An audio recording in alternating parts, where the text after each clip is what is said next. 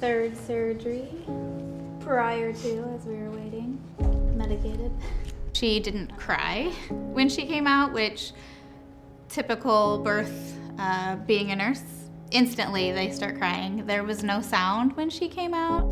So she had a murmur that my mother had actually caught. We kind of noticed she would turn blue a little bit. So some are born very blue and they're very dependent on the mother's circulation in utero, but that tube closes up within the first few days after birth. So if it closes, then they can be really blue.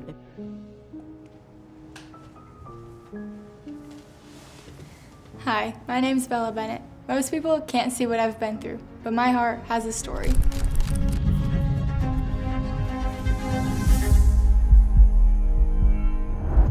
Maida Martin, I'm a pediatric cardiologist.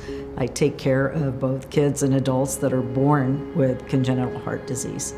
Sitting in her office was where it turned into fear, getting the diagnosis of Tetralogy of Fallot and kind of everything settling in.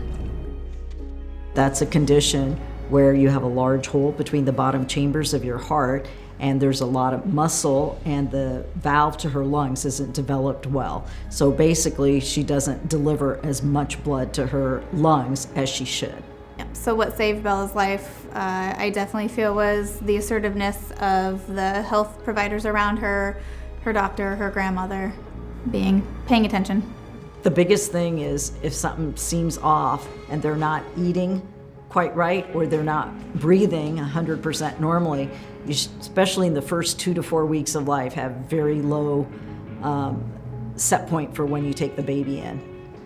Well, it's really hard to pick up, and so now we fortunately have critical congenital heart screening that has been approved by the legislation in Nebraska for over the last 10 years. So every baby is screened for a possibly significant heart disease before they even leave the hospital. So with earlier detection by better fetal echocardiograms and from the OBs, and then doing this critical heart screening, we catch most, but unfortunately not every single baby that's born with critical congenital heart disease.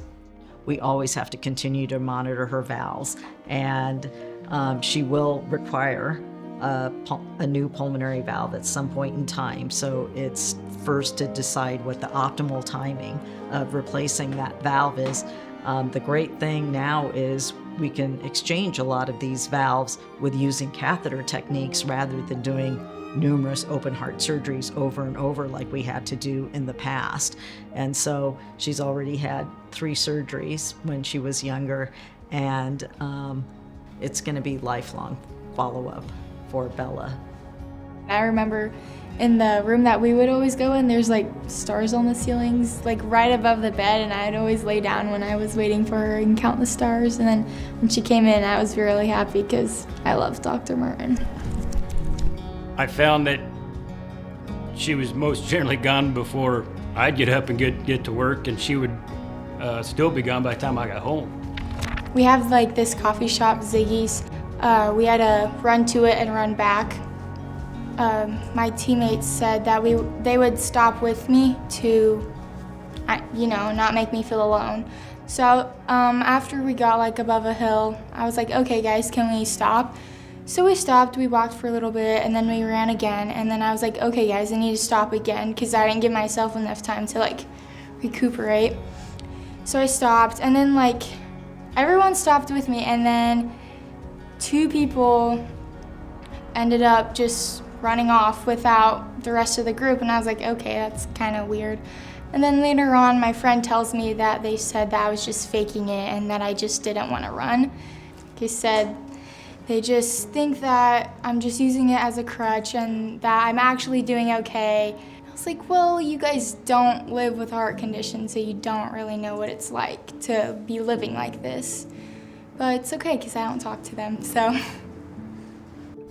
Personally for me, I'm really in love with her personality because I think her personality is her identity. And what's unique about her identity is it makes her herself. There's nobody else like her. She's funny, she's spunky, she can be quite a diva sometimes, but You know, that kind of just comes with the territory. The healing process at the time probably doesn't seem that it's fast, but it really is. The other thing that I think probably most people don't prepare for, because there's really no way to prepare for it, is the mental and physical anguish that your child will go through. It's one thing to see your daughter before surgery, and then 3 hours later you come and she's in the recovery room and she looks nothing like she just did 3 hours ago. And she's got multiple tubes, an unknown amount of IVs going through her. Trying to get an IV into try to get an IV into her now. It ain't gonna happen. So, but trying to get an IV into a 12-month-old or 24-month-old, and the pain of going through that to get them to surgery, you know, that stuff you can't prepare for. I mean, the sad part about it is you can, up to a certain point, prepare for them to not come back, because there's that possibility. I remember they put a fundraiser together for Bella, and I do remember thinking, I didn't think anybody would show up. And I remember the first gal who walked in, I had no idea who it was, zero. And she just asked if she was in the right spot for Bella's fundraiser. I'm like, I didn't know who the hell she was. It just showed how much people cared, even when you don't ask. And so I do like the fact that as she has become older, as she gets older, she doesn't need direction. She does things on her own. She doesn't ask for it, and quite frankly, she doesn't need it. And I don't know if that comes from parenting or just her being her. And I just know that whatever she does, she puts full effort into it, and she's not scared to do it. She's not scared of being uncomfortable, and that's what makes me most proud. What makes me feel strong today is knowing that I have pushed through this heart condition ever since I was born, 16 years of my life, and I'm still living the best life that I can live, and I'm not letting it hold me back or define me. I'm still out here living. I'm just really happy that he's proud about me, because I feel like I always try to impress my parents, and I try the best that I can, and sometimes I feel like not doing enough to impress them, but now you know. Now you know. The more you know. Just really happy that she's done as well as she has. I mean, our entire goal as cardiologists is to help kids lead as normal lives as possible, and for her to be a 10th grader in high school now, doing her dance and cheer and living her life just like any other kid, that's as great of a goal as we could all hope to have. That's where your one scar is from. I think I was hiding in the corner at this point, to be honest.